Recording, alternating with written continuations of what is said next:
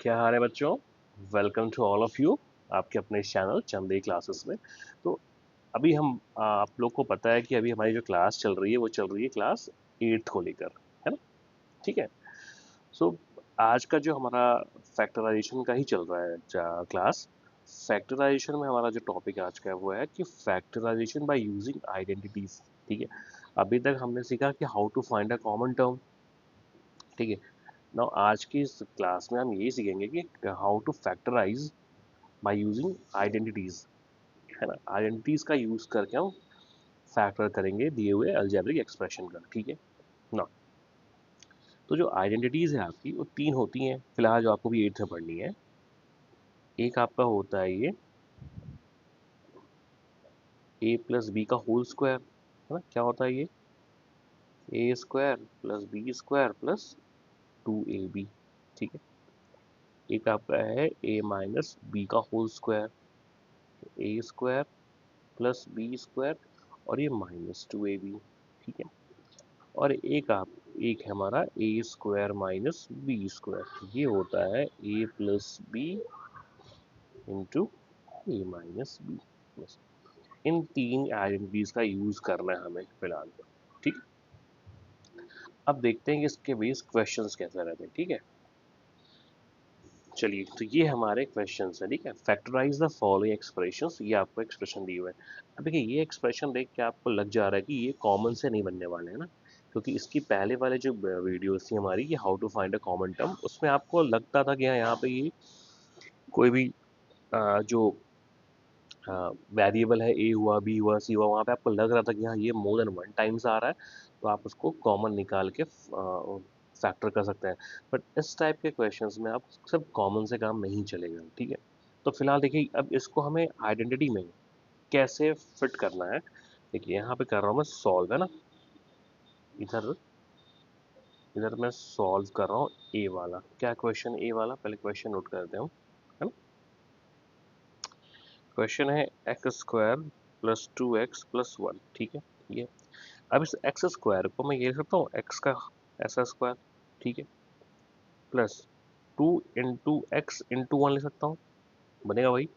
और प्लस 1 को मैं लिख सकता हूँ, हम 1 को लिख सकते हैं 1 का स्क्वायर होगा। अब ध्यान से देखिएगा, यहाँ पे अगर हम सपोज कर लें कि x जो है हमारा a है, ठीक है, और 1 हमारा b है।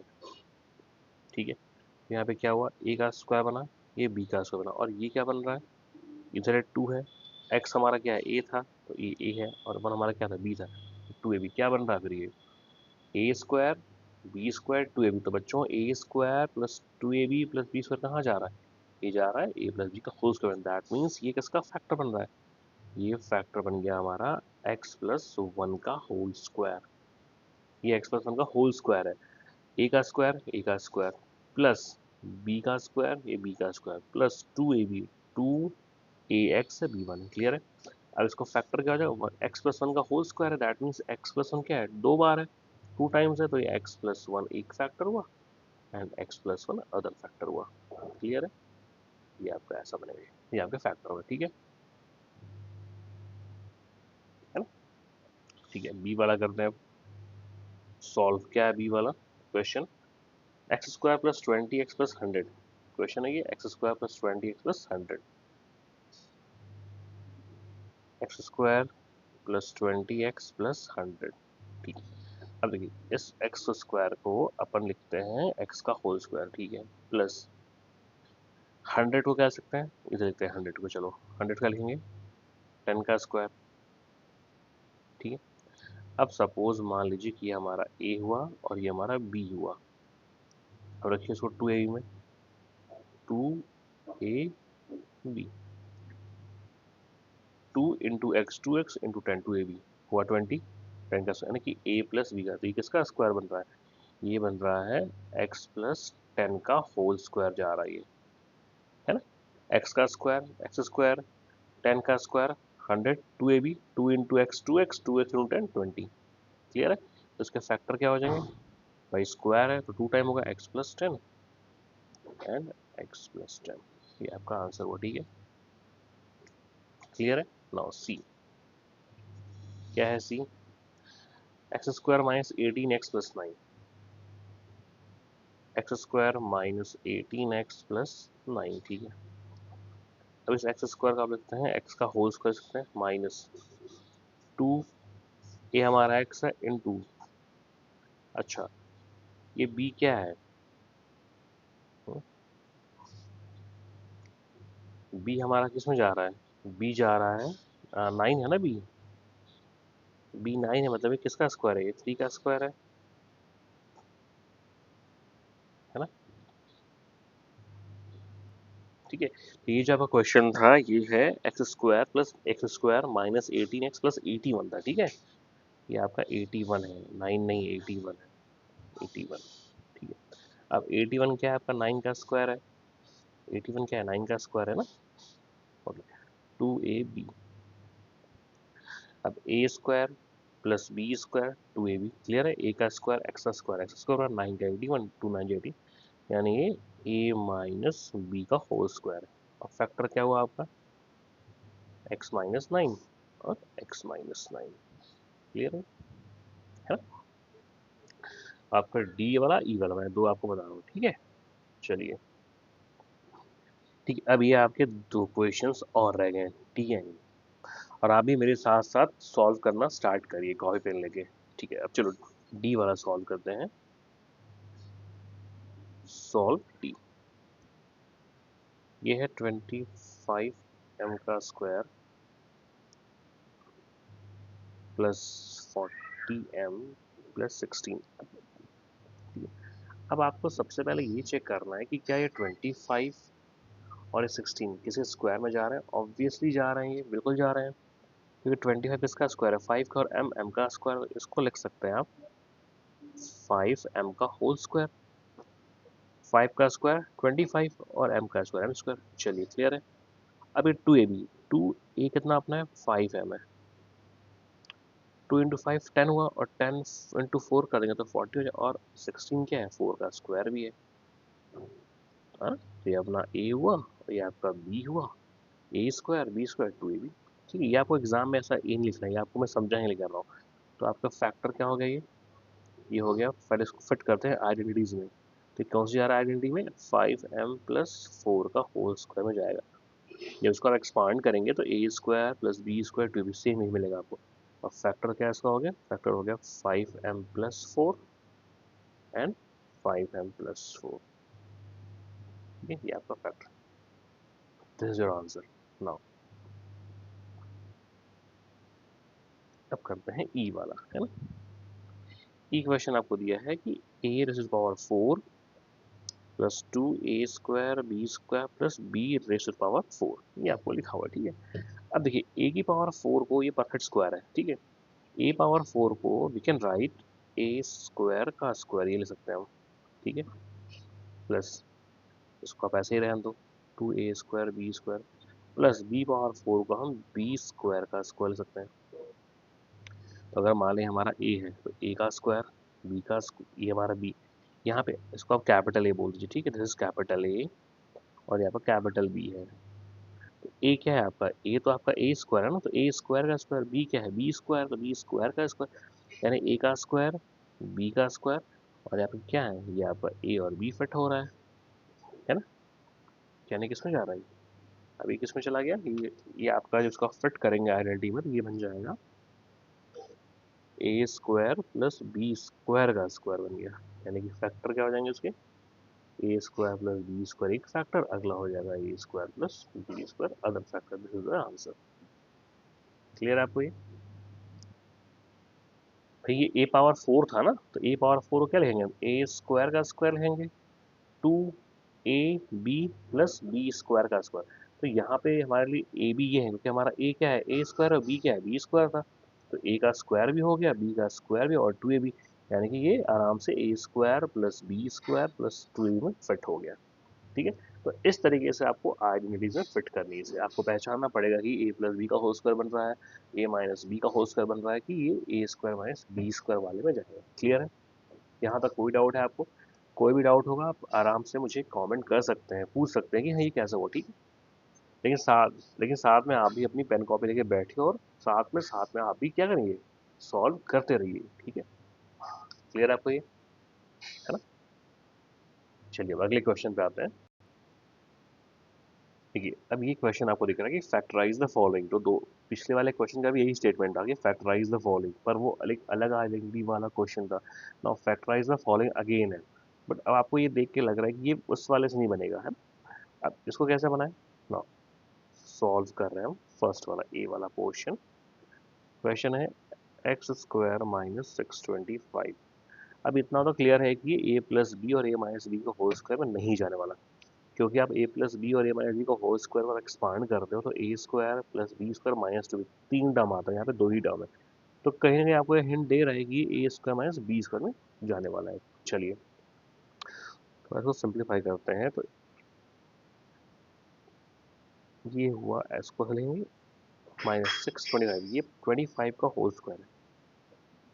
क्लियर आपको।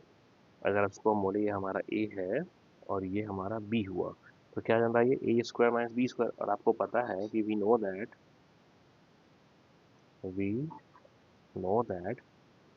the a square minus b square is equals to a plus b and a minus b होता है। तो अभी हमारा a क्या है x है और b क्या है 25 है, तो क्या बन जाएगा इसका फैक्टर, ये हो जाएगा a प्लस बी और a माइनस बी। ये आपका आंसर हुआ, ठीक है। ये वाला ऐसे बनेगा, ठीक है। अब बी क्वेश्चन, चलिए अब मैंने बाकी सारे क्वेश्चंस यहाँ पे लिख लिए हैं, ठीक है। अब इसको हम लाइन बाय लाइन सॉल्व करते हैं नंबर वाइज, ठीक है। ए हो गया था, ए क्लियर है। चलिए अब बी पे आते हैं, ठीक है ना। बी वाले पे आते हैं। बी सॉल्व क्या है B, 25 X square minus 16 Y square. अब आपको ये ढूंढना है कि किसके परफेक्ट स्क्वायर है। आपको क्लियर दिख रहा है कि 25 is a square of 5 and 16 is a square of 4, और यहाँ पे x का भी स्क्वायर है, y का भी स्क्वायर है, फिर कोई प्रॉब्लम ही नहीं होगी। तो इसे हम लिख सकते हैं 5x का होल स्क्वायर माइनस 4y का होल स्क्वायर। तो अगेन ये किसमें फिट हो गया, A square minus B square. This is our A and this is our B. तो we can write this 5x plus 4y and 5x minus 4y, A plus B, A minus B, ये हमारे factors हुए। Clear है, ठीक है। अब आते हैं सी पे, है ना। सी क्या है, M square minus N square by 100, ठीक है। तो एम स्क्वायर को हम लिखेंगे एम का square minus N square by 100 को लिख सकते हैं एन बाई 10 का होल स्क्वायर। क्लियर है भाई। एन का स्क्वायर क्या होगा एन स्क्वायर, और 10 का स्क्वायर क्या होगा 100 होगा। नाउ ये हमारा ए है और ये पूरा हमारा क्या है बी है, तो क्या हो जाएगा A plus B, that means M plus N by 10, A plus B और ए माइनस बी, ये हमारे आंसर हुए। क्लियर है ना। नाउ डी क्या है, डी ए 4 माइनस 81 बी 4, ठीक है। 4 आ चुका है, तो हमने पिछले वाले में किया था कि 4 को कैसे लिखते हैं, तो 4 को क्या लिखेंगे ए स्क्वायर का स्क्वायर माइनस 81 क्या है 9 का स्क्वायर है, तो 9 बी स्क्वायर का स्क्वायर। क्लियर है। अभी जो ए स्क्वायर है अब मेरे पूरा क्या है ए बन चुका है, और 9 बी स्क्वायर क्या है कम्प्लीटली बी है ना। हमको क्या देखो, ये पूरा ए स्क्वायर हमारे लिए ए है और ये पूरा 9 बी स्क्वायर हमारे लिए क्या है बी है, तो ये उसका होल का स्क्वायर है ना, तो यानी ए का स्क्वायर है पूरा ये, और ये 9 बी स्क्वायर का होल स्क्वायर है, ठीक है। तो ए प्लस बी तो क्या बन जाएगा A square plus 9 B square एक फैक्टर हुआ, और ए स्क्वायर माइनस 9 बी स्क्वायर अलग फैक्टर हुआ। भाई ये पूरा हमारे लिए ए था, तो ए plus B A minus B. अरे इसका तो कुछ नहीं हो सकता, ये तो हमारा ये ऐसे ही रहने वाला है क्योंकि यह पॉजिटिव है, और ए स्क्वायर प्लस बी स्क्वायर कोई आइडेंटिटी नहीं होती। बट यहाँ पे ये स्टिल फैक्टराइज होगा अभी भी, है ना।